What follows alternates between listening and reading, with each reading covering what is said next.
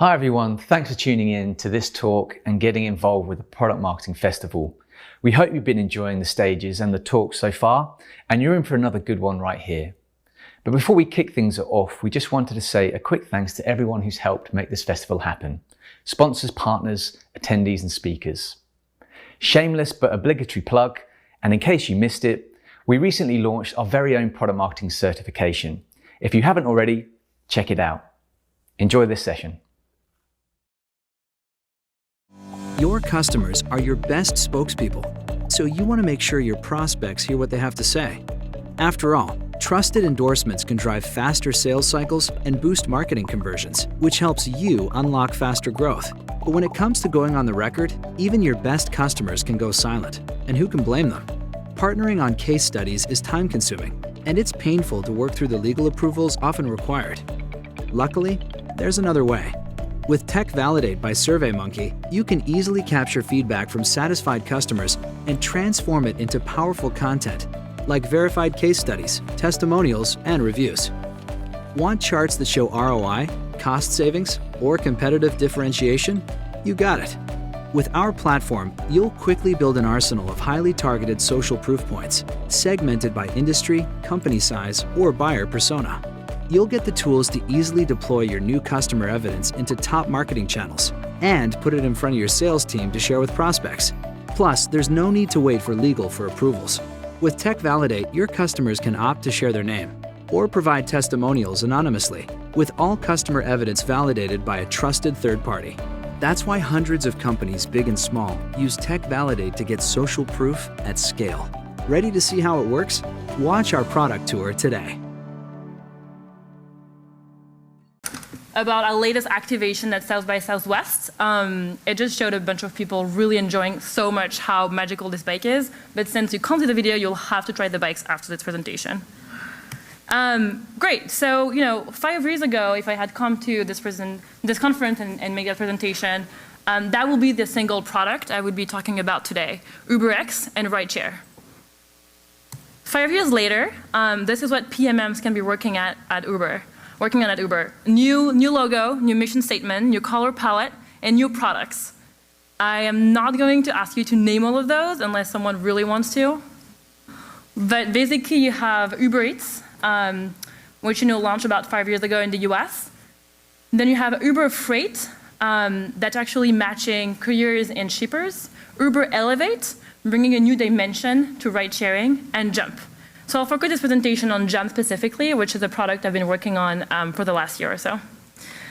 Quick intro, my name is Esther. I come from France. You probably heard my accent already. I have been living in San Francisco for about 5 years. I really try super hard to look like a San Franciscan.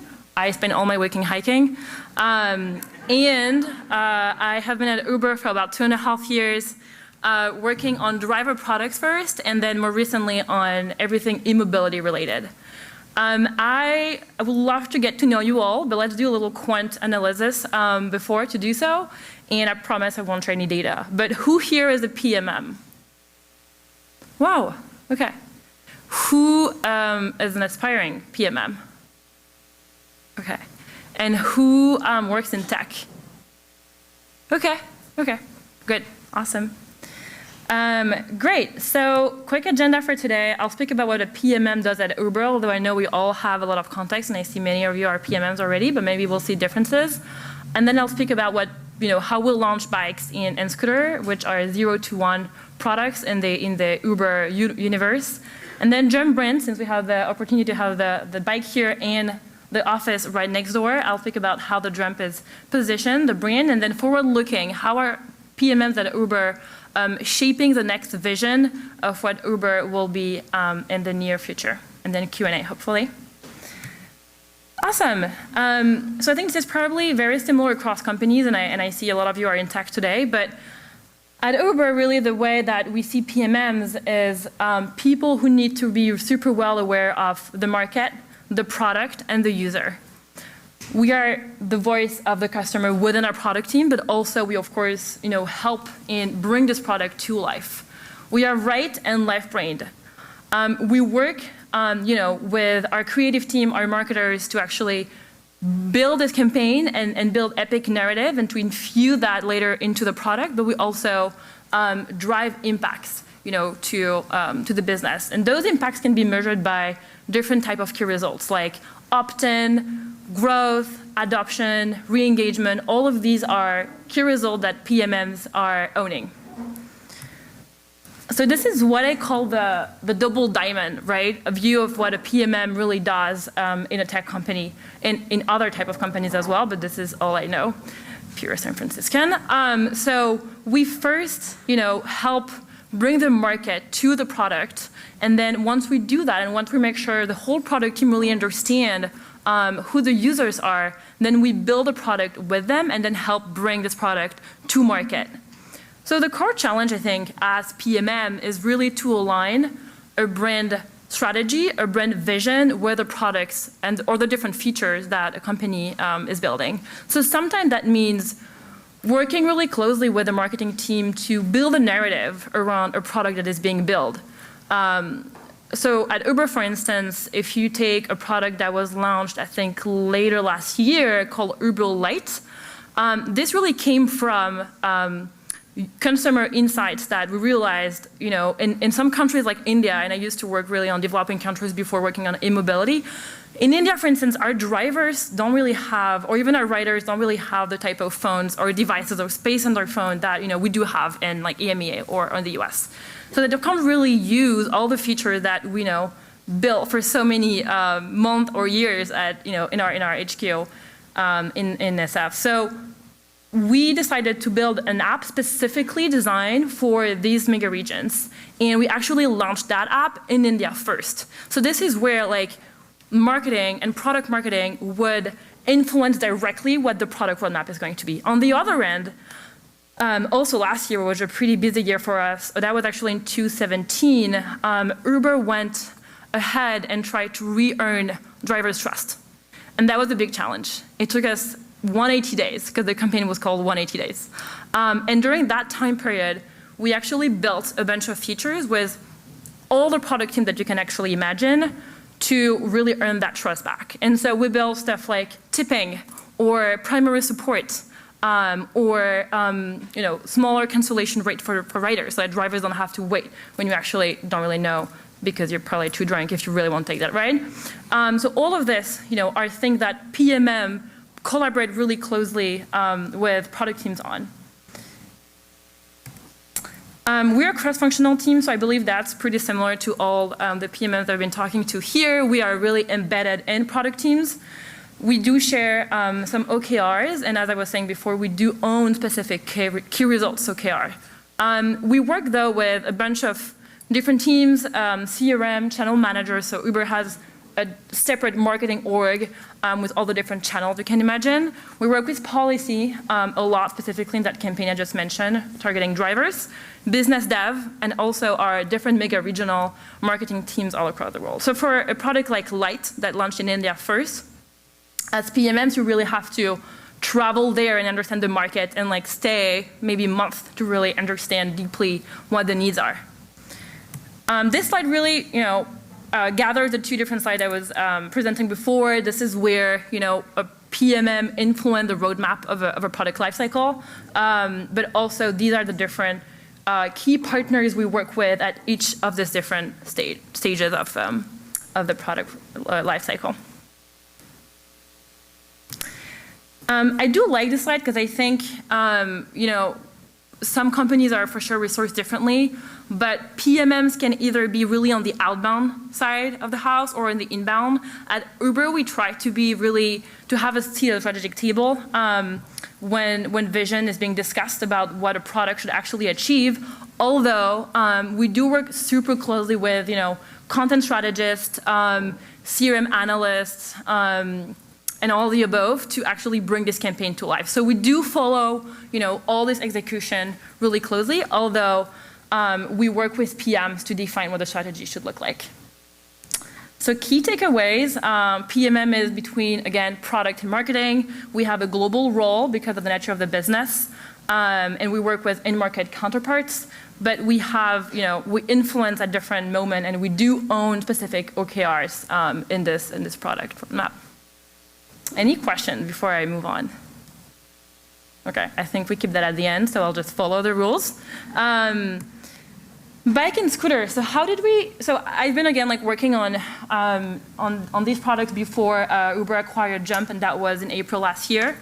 How did we? Why first? Why did Uber decide to invest in this type of products? And how did we bring this product to life in a company that people really know, and even more abroad than in the US, for rideshare? So first of all starts with, as usual, data, right? So we looked at all the trips that are happening in an urban areas, and we classified them in separate categories. What you can actually see, and this is probably not very surprising to any of us, but commute and errands are the two, broadest categories that you can see in urban areas, while going out is actually only around 18 to 20%. Uber, in the other end, we really do capture a lot of those going out social trips. So by errands, by the way, it's actually different from going out. I guess everyone had a difference, but as a European myself, I was not really sure. So errands really means things that are, for instance, picking up your children from school, or doing the groceries, or anything that's basically not social, and where you actually have a goal in your trip. So Uber is really good at going out, but we are clearly missing out on two main opportunities, right? Commute and errands. Why? Pretty straightforward. Commute, you can be stuck in traffic, or it's too expensive, even though we rolled out some specific product like Express Pool to make your rideshare even cheaper. Or errands, right? If you want to go out for 2 days, then Uber is not the best way to go, right? So although we are well aware of this, missing out opportunities at Uber, we tried different stuff to be bigger in that space. But what we really realized in the last 3 to 2 years was that two main trends were actually kicking off. Bike share and e-scooter, right? So bike share, if you look at what happened in 2015 to 16, we realized that the global run rate of that industry actually was multiplied by almost 4 in a year. And that growth was led by two main Chinese actors, Ofo and Mobike. And in the other end, a bit later though, a bit more recent, so in 2017, and this is what you can see here on the slide, the e-scooter industry literally had the highest growth ever. In less than 12 months, the adoption rates in the US of that industry was about 3.6%. That means that this is 3.6% of the people in major US cities have actually tried one of these products, right? So this is huge. If you look at even rideshare, how Uber was doing for that same metric, it was actually much lower.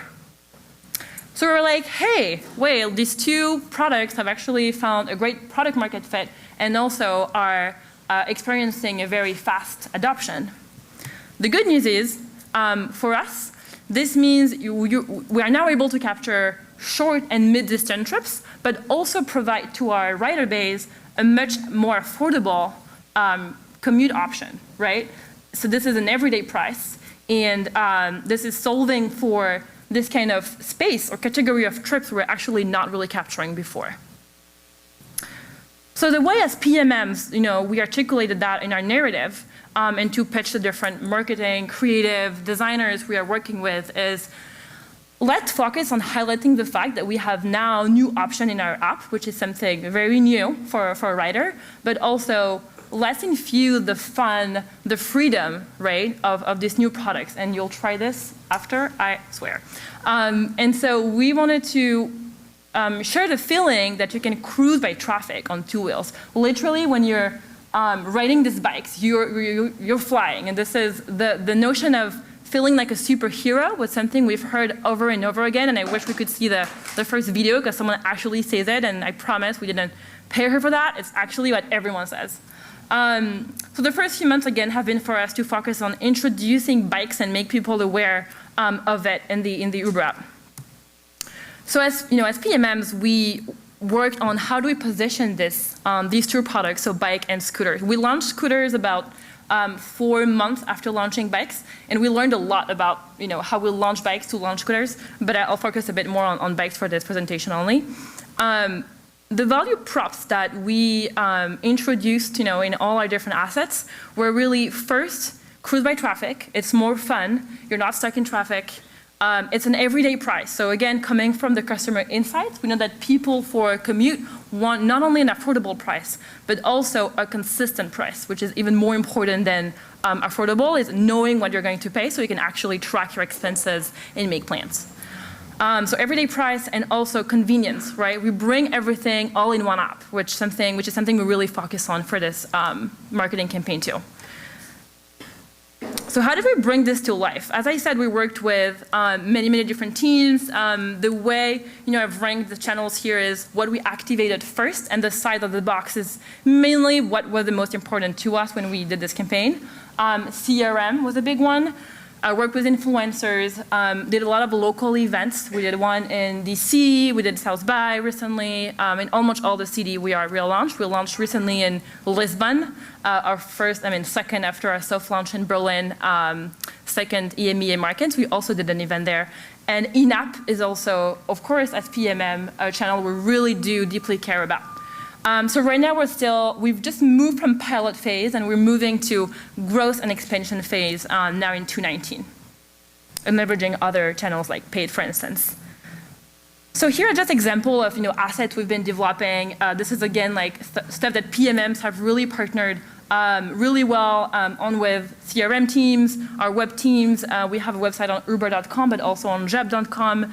And to someone who was mentioning this morning how when you roll out, you do a first waitlist type of launch. That's exactly what we did for San Francisco, for instance, since our service area first was actually really limited to downtown. And so we emailed a couple of people who we knew our trips were actually happening in that area to of course expand later on when our service area was expanding as well.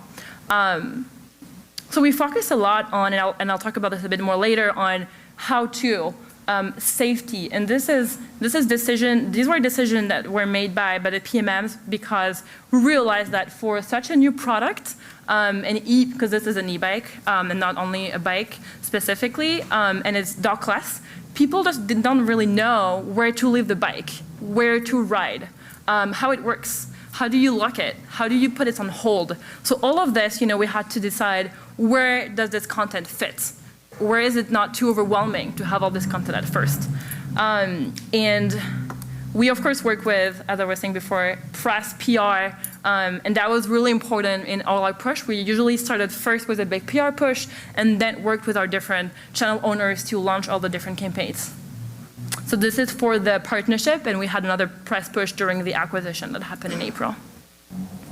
And you can see here again that the angle the press chose to deliver the message on was really innovation, convenience, all in one app, Uber being differentiating itself by going beyond rideshare only. And this is again something that PMM and PR collaborated on to bring to life. Another channel that I really do like, and we spent a lot of time on, was obviously as PMM product. So where do we locate the entry point to this product?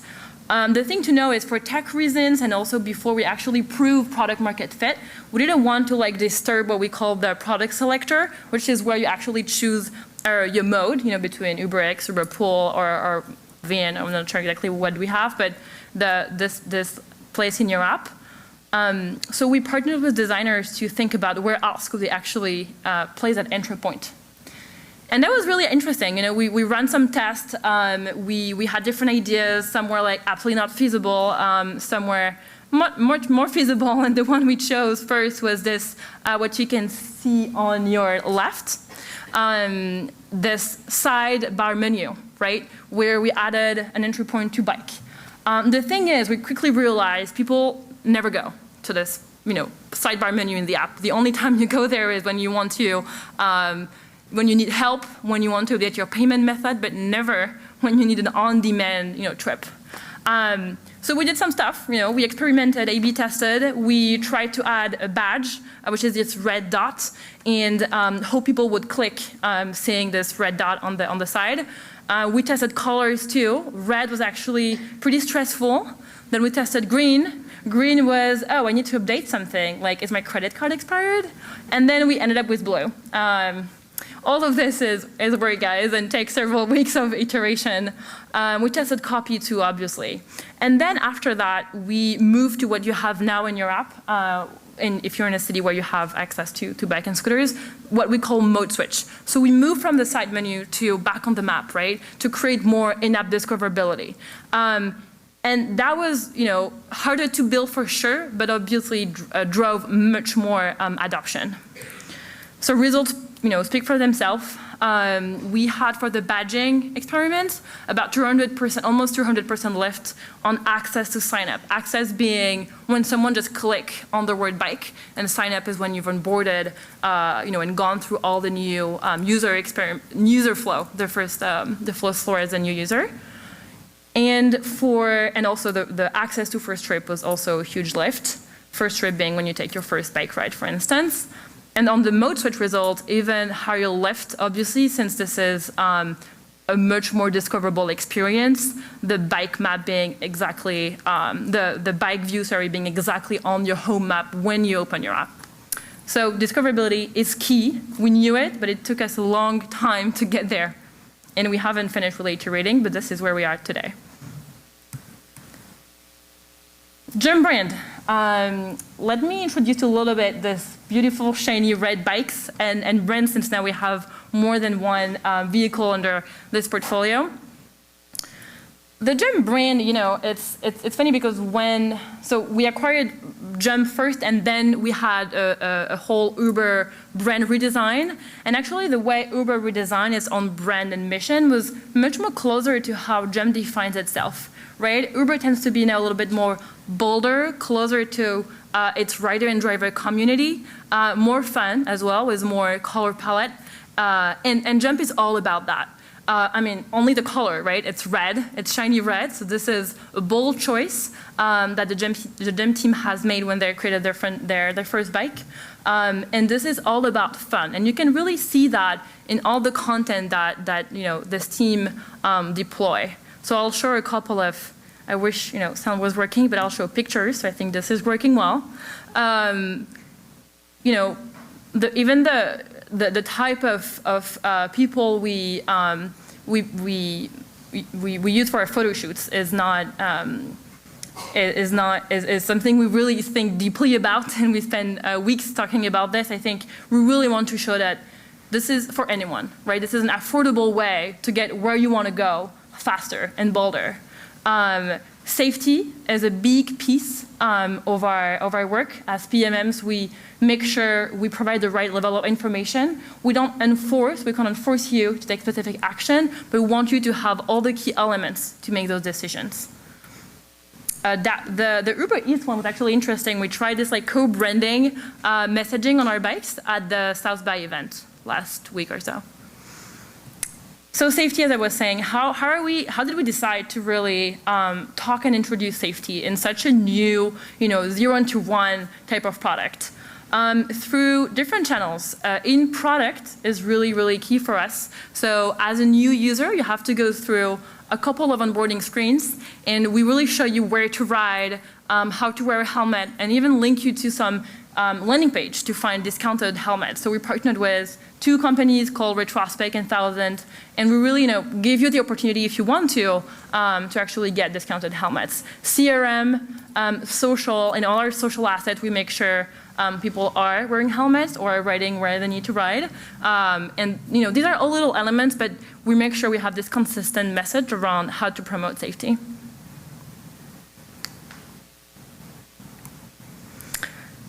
So forward looking, this is what PMMs and this team at least are really focused on today. We've launched products that are new to everyone, but this is not where we want to stop. Uber as a platform is where we want to go, and we actually have launched several pilots, and we're really working on positioning these pilots and explaining the message behind those pilots to move towards that later vision. Sometimes the vision can be a year ahead, sometimes it may be 5, and sometimes truly you don't know, and this is the case. We've launched 2 pilots, one in Denver. So anyone who's in Denver, I think I talked to someone who was in Denver earlier today. We've launched this pilot where we do really partner with transit agencies to show what, it's a journey planning. This is what the MVP is today, where you can actually have on top of all the different options, and I believe we have bikes available there too. Thank you, yes. Yes, exactly. On top of these different modes, we also offer you, a view on what are the, closest lines available to you if you want to go somewhere. This, of course, improve our relationship with transit agencies. This facilitates your journey planning, and it offers, again, like one platform to view it all. But also, for us, it increases the frequency of sessions in the Uber app and first trips that people would take overall. The other products that is a bit more recent, although the site has been live for a little bit, so we can all access it. It's public. It's movements.uber.com, and Uber Movement is showing in any given city at any given time a travel time between a pickup and a drop-off location that you can choose on the map, basically. And this really helps cities address transportation challenges, related to things like sustainability, access, congestion, equity, data. And so we use our aggregated, anonymized data to do that. And so the challenge here for PMMs is, what is the story behind that? Who do we talk to within, city administrations? How do we communicate this to our rider? Because at the end of the day, we want a rider to know what we're doing, for their cities. So this is all, discussions that are truly ongoing. So nothing I can really share there. But this is how PMMs are thinking strategically about where do we want to go in the future. So we, the first launch positioning was cruise on 2 wheels by traffic, feel the fun, feel the freedom sentiment there. And now really the long-term narrative that we're trying to get to is your go-to transportation of choice. And the question is, how do we get there? What are the different steps in-app and with all the different cross-functional teams that we need to take to actually get there? And I think this is it. Thank you so much. Any questions? Any questions for Esther? All right. Oh, we have one back here. Oh, sorry. Yell at me. Throw something. Thank you for the presentation. At the beginning, you talked about shared OKRs with the product team. Can you give some examples of what those are? Yes. All the examples, so for instance, shared OKRs would be when we launch bikes. Awareness is one, right? Making sure people know about the bikes. However, how you get there, there are some things that PMs can do on their own, but making sure you actually find the best entry points in-app is something that a product marketer would own. Working very closely, there is one function I haven't really talked about so much, but it's UX research. And as PMMs, you really work closely with that team to make sure anything you do, any test you actually experiment, you do test it with real users. So this all comes back to things we've heard before, testing, iterating. So awareness, for instance, is one of the KR that is truly owned by product marketers, but as a company, as a team, product team, we had an objective on that awareness after like X months after launch, X, Y % of people have heard about your bikes. Can't see if this is answering your question, but